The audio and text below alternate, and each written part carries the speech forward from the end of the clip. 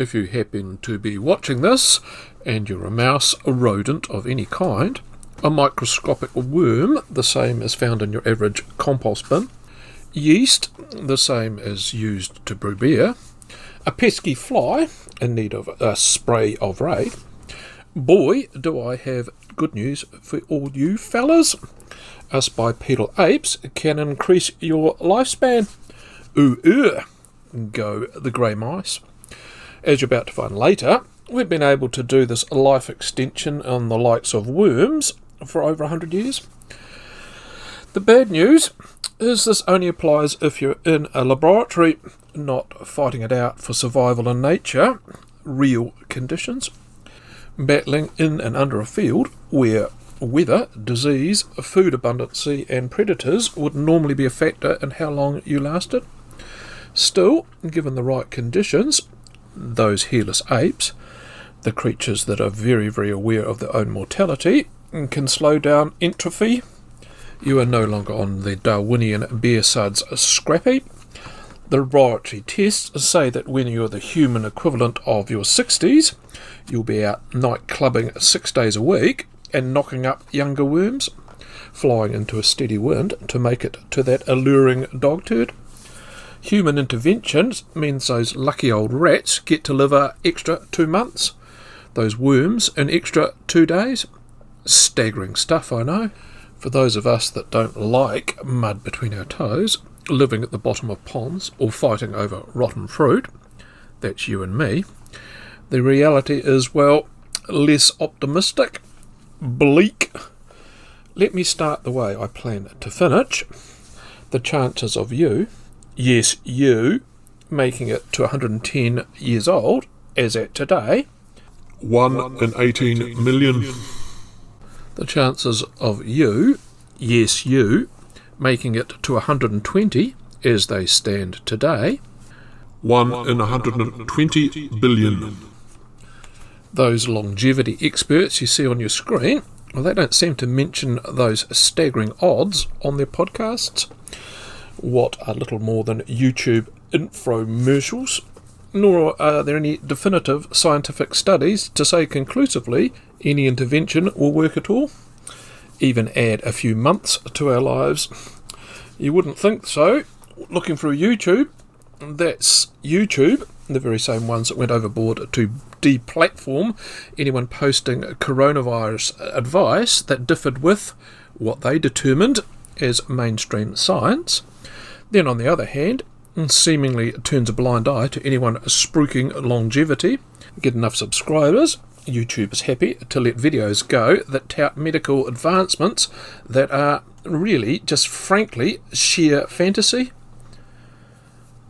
Live 45% longer. Take one a day for 150 years. How Peter Attia could live to 150 years.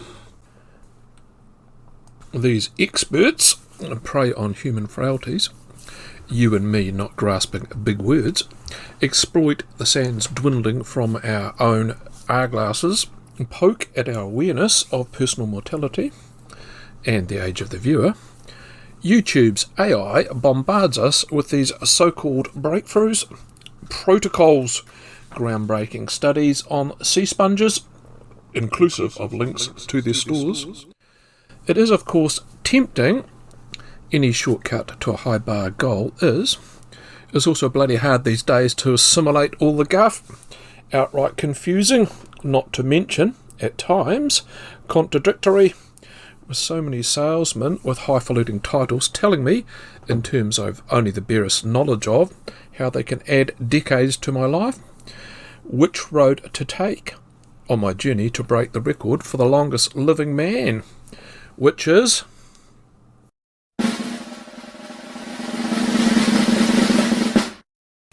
a pitiful 117 years. One thing that doesn't seem to crop up in terms of a consumer warning, if you possess XX chromosomes, not a hidden Y in your nether regions, you are statistically doomed to live less. Men listening to this, you'd be way better investing in striking Lotto First Division than a pottle of Lazarus-bearing pills. And gentlemen, statistically, your odds are better winning Lotto than making it to 110. This is the reason why insurance companies have lower premiums for females. They've known about the gender lifespan gap since 1914. Still, don't let these messy and conflicting statistics deter you in your mission to outlive your aunt, who, by the way, smoked 20 a day for 40 years. Decisions. Which way to go, Hercules Jr.? Should I be engaging in a low-protein diet? Intermittent fasting? Going vegan? I will deny I said that in court. Reducing calories? Taking NMN? Metformin? Creatine? Sleep binging? Cutting out alcohol? I never said that again either. High dosing on vitamins? The human longevity space is a chock-a-block with recommendations. It doesn't have to be. I am going to make this as simple as possible for my listeners. You can take advantage of my 100% off discount code, link below. Ignore the lot. There is no miracle longevity potion or pill. Anyone listening to this will be well dead before 150. Rather than bow to authority, taking heed of experts with a large vocabulary of complicated medical and scientific terms, influencers with medical degrees, and clicking on expensive elixirs of youth, before you sign up to a 3-month starter pack of this and that, start eating like the family guinea pig, sleeping in decomposing grass clippings, getting into an eBay bidding war on a Tibetan cave. Let's bring our blood pressure down 2 ticks.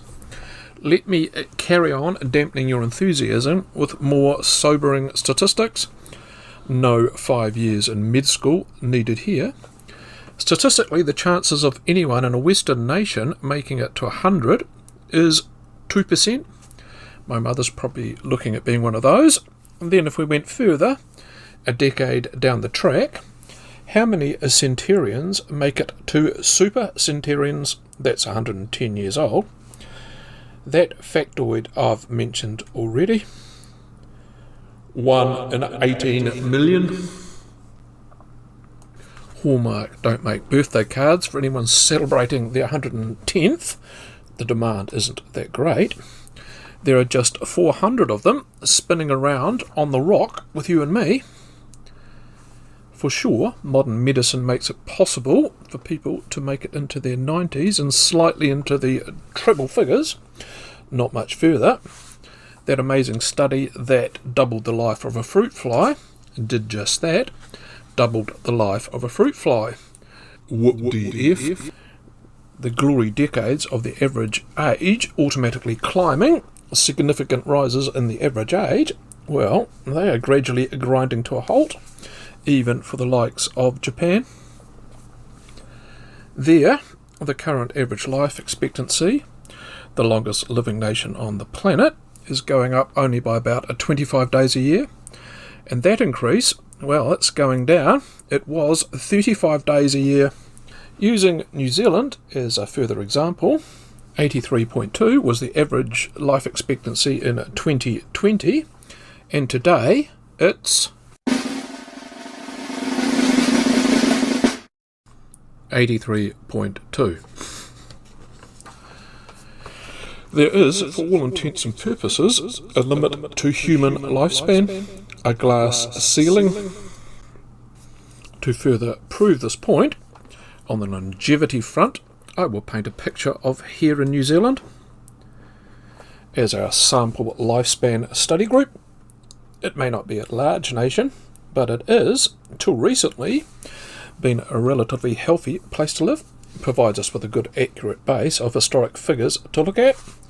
Using those, take a guess how many Kiwis have made it over 108 ever. As far as the records show, just 66. How many made it just 2 more years to 110?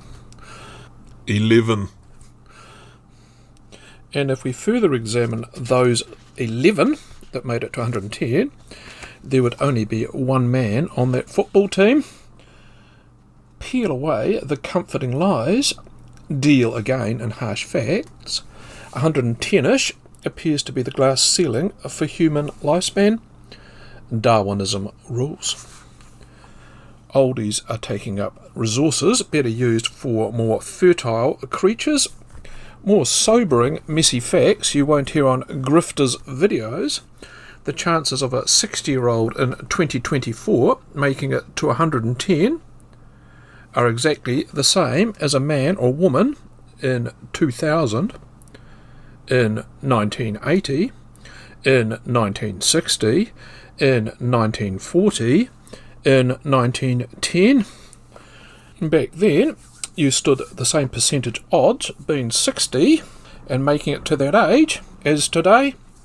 Whilst the sheer numbers are going up, that's simply commensurate with the population growth.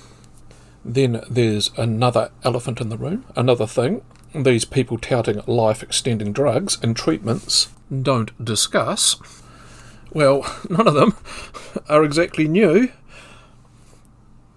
Raw herrings in coffee sounds appetising. The eye-catching headlines haven't changed in over a century, just the medium. There's always been a ready market to exploit. YouTube and social media just make it easier to find that audience, along with baldness cures and weight loss easy fixes.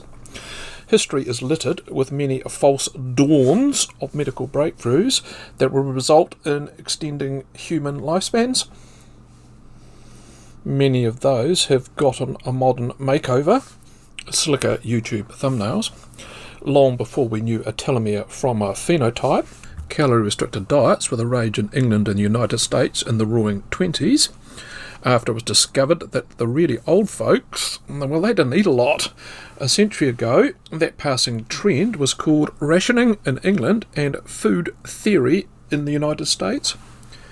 Calorie-restricted diets, done.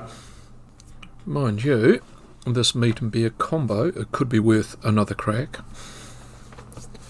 At the same time, there were people de facto starving themselves on purpose, which turned out to be a good practice for the Great Depression. French biologist Gaston Deville was experimenting on fish, freezing them and then trying to bring them back to life, what we would now call cryogenics or chronics.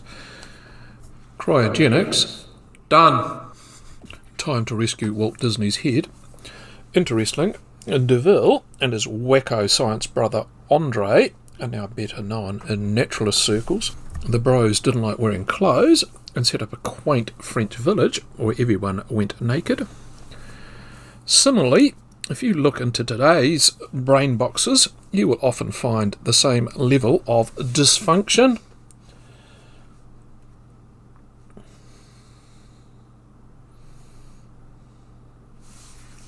Speaking of Teutonic surnames, still in the 1920s, with another character that was somewhat clothing optional, Austrian professor Eugene Steinach published his long-winded titled book, Rejuvenation Through the Experiment and Revivification of the Sentient Puberty Gland.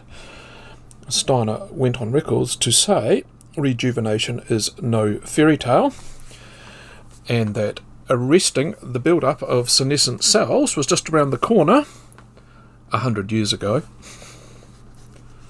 In the 30s, in a grand plan to prove that lifestyles in communist Russia were superior to those in other countries with different political regimes, and this would manifest itself in longer lifespans, the Soviets undertook a large range of failed experiments on human rats. One of those occurred in a mountain village in Azerbaijan in 1938, where it was observed the occupants traditionally enjoyed long lives, and dreamt up the idea it was something to do with their blood.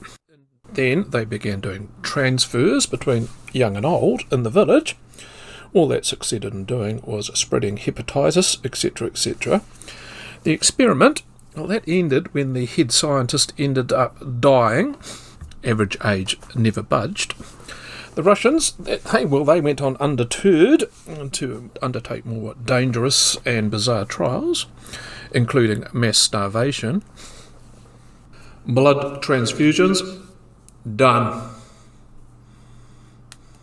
Quackery, then as in now, abounded. Even testicle transfers, old to young, and vice versa, has been tried. It was also proposed at one point that people with higher IQs lived longer. Only the man behind that baloney died at 46. Increasing oxygen via what were called air baths with a rage for the rich in the 30s. Done. Meanwhile, at the very same time, the very same point, the Soviets were undertaking state-sponsored human experiments.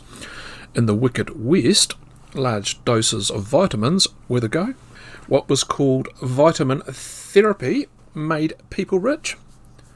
When experimenting on primates wasn't taboo, monkey glands were farmed. You could go to your humble Kiwi corner chemist in 1936 and get yourself some of that simian good stuff. Drugs were also formulated from newborn calves in the 60s, and vitamins got another shot in the 70s. First E and then C. Zinc was next to be touted, large doses of which had punters running to the doctors, as well as toilets. Vitamins, done. Keep them out of reach from the gullible. In the 80s, a New Zealand professor, Michael Colgan, claimed his proprietary blend would add 8 to 12 years to the average man and woman on the streets, and it would be in all good chemists by the end of the year. Marketing ploys, they've changed little as well. And Quakers, they lived longer than most folks, probably due to the lack of booze and cigarettes being the chief mitigating factors, but don't let that get in the way of a good story. Therefore, let's sell our brand of oats with the name Quaker on the front.